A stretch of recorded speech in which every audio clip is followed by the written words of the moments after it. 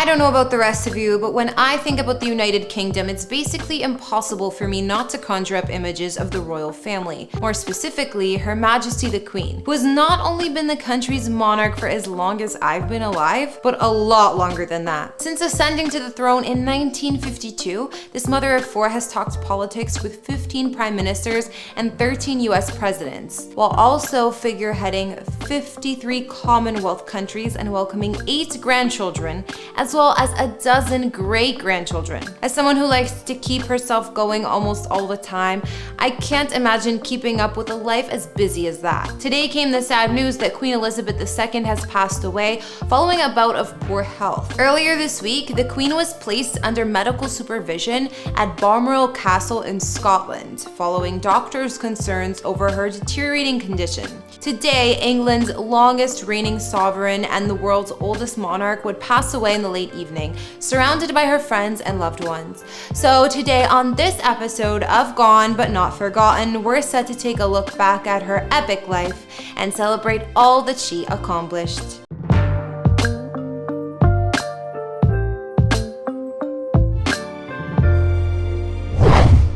Queen Elizabeth II was born Princess Elizabeth Alexandra Mary on April 21st, 1926, in London, England, to Prince Albert, the Duke of York, the man who would soon after become King George VI, and her mother, Elizabeth Bowes-Lyon. From an early age, Elizabeth found herself with the nickname of Lilibet, and this young princess got to enjoy the first decade of her life with all the privileges afforded to being a royal, without the unwieldy pressures of being the heir apparent. During these early, carefree days, Elizabeth's father and mother would split their time between their home in London and the family's home on the grounds of Windsor Great Park, known as the Royal Lodge. That's where Elizabeth and her younger sister Margaret were educated by tutors and participated in a curriculum that included French lessons, mathematics, and history, along with the no doubt much more enjoyable activities of dancing, singing, and lessons in the arts. When World War II broke out in 1939, Elizabeth was only 13 years old.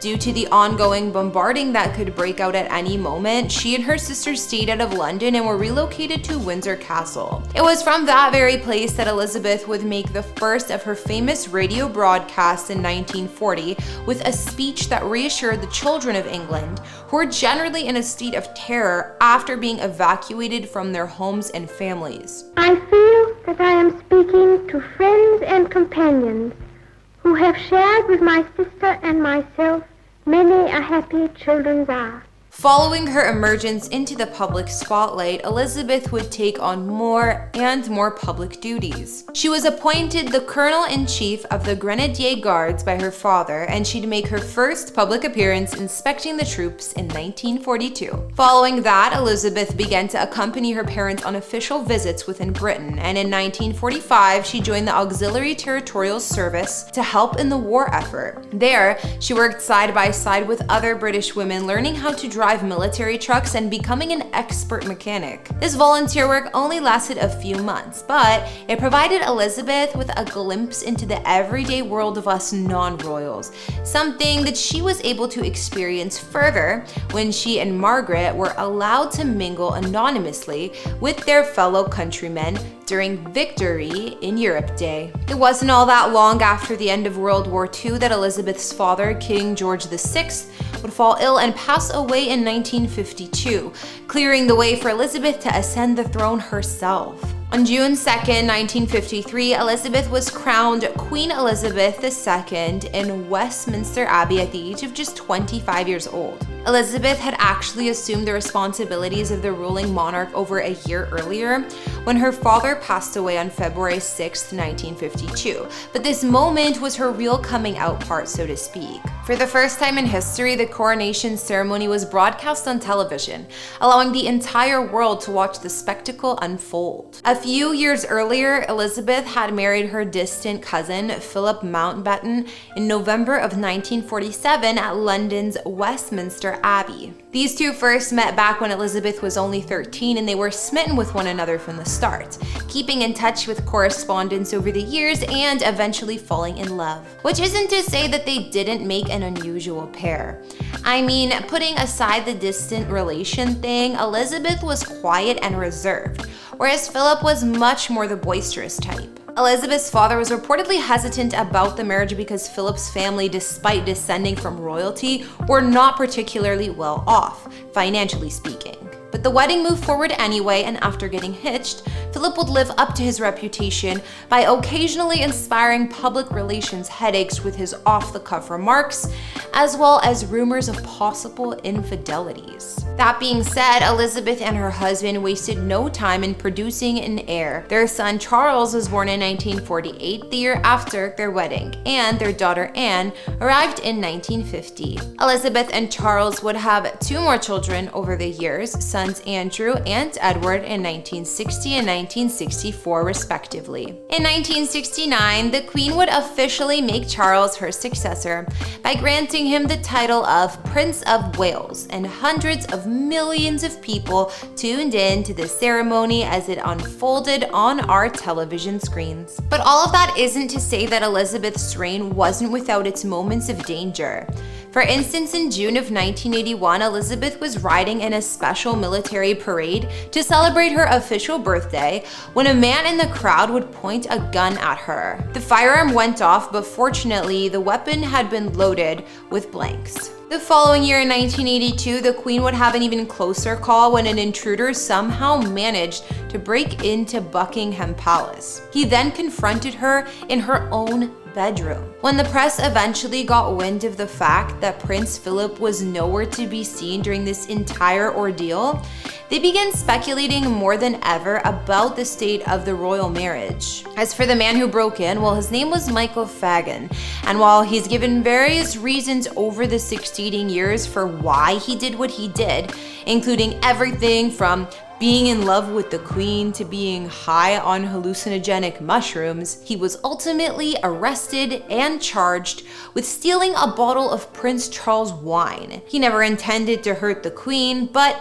he certainly gave her one of the biggest frights of her life. Over the subsequent years, Elizabeth's family would grow by leaps and bounds. Charles married the infamous Diana Spencer and produced Elizabeth's 2 grandsons, Prince William and Prince Harry. Those 2 in turn would give Elizabeth a series of great-grandchildren, including George Alexander Louis, who was born in 2013 and is a potential successor to the throne, with the official title of His Royal Highness Prince George of Cambridge. Her other great-grandchildren include Princess Charlotte Elizabeth Diana, Prince Louis Arthur Charles, and Prince Harry's son, Archie Harrison Mountbatten Windsor. To be honest, she has even more grandkids where those came from, but if I keep naming her family members, we're gonna be here all day, and this video will turn into something else entirely. To make a long story short, Elizabeth's extended and peaceful reign was marked by vast changes in her people's lives and her country's power. During the 50s and 60s, the British Empire evolved into the Commonwealth of Nations, and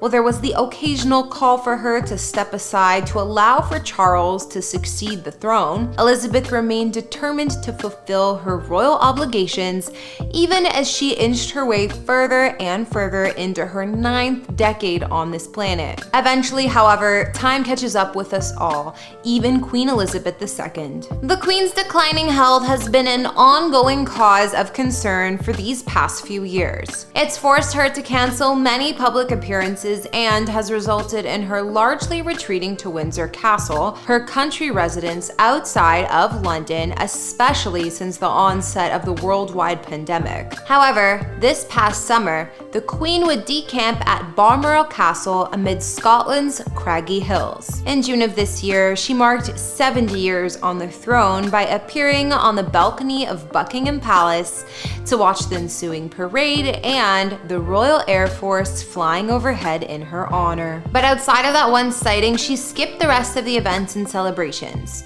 When you take into consideration the fact that she was still dealing with the recent passing of Prince Philip in April of 2021, it makes sense as to why, over these last couple years, we've seen so little of her. And when she did pop up most recently in a meet and greet with Britain's newest Prime Minister, Liz Truss, the Queen looked small and frail, needing a walking stick to get around. The exact details on the Queen's medical conditions were never publicly revealed, though the palace has suggested in the past that she began to suffer through some serious mobility issues. She also managed to recover from a reported bout with COVID in February of this year, but it left her utterly exhausted. Then on September 8th, 2022, came the news that her health was deteriorating sharply and that her family members were rushing to her side. Prince Charles, along with his wife Camilla and the Queen's other children, as well as many of her grandchildren, made it to her at the end. After her passing, her son, the soon-to-be anointed King Charles III,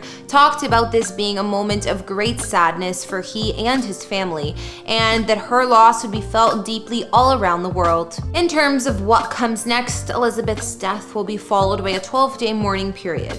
During this time, the Queen's body will be moved to Buckingham Palace, and preparations will begin for the state funeral. Her Majesty's coffin will then lie in Westminster Hall for 4 days to allow the public to pay their respects. Afterwards, it is expected that her body will be laid to rest in St. George's Chapel at Windsor Castle, where her parents are both buried. The passing of just one person doesn't usually tend to affect so many of us, but considering how long Elizabeth's reign has lasted and the way she managed to capture the imagination of so many people throughout nearly a century on this planet, today is a day when almost the entire world will be in mourning in some way, shape, or form. What is there left to say outside of God save the Queen and may she rest in peace now that her long reign has finally come to an end? Thanks for watching today's video, and be sure to leave your thoughts and favorite memories of Queen Elizabeth II in the comments down below. My name is Kara, and I'll see all of you in another video.